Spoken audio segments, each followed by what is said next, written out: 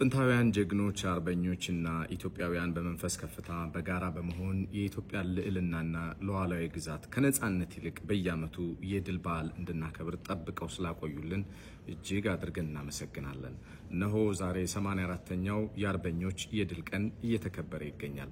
የኢትዮጵያ ብሮድካስቲንግ ኮርፖሬሽንም አርበኞች በተለይ ድላቸውን፣ ማንነታቸውን፣ በዘመኑ ያስመዘገቡትን የግዛት አንድነትና ሉዓላዊነት ጀብዱ በዛሬው የዜና ኢትዮጵያ በስፋት ሲተነትነው ቆይቷል።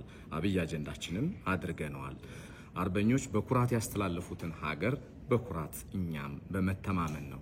ኢትዮጵያውያን በጋራ ስንቆም በጋራ ስንሆን እንደምቃለን የሚባለውም ያለ ምክንያት አይደለም።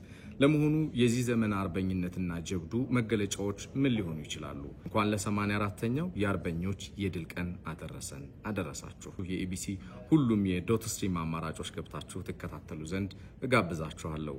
መልካም ጊዜ ይሁን።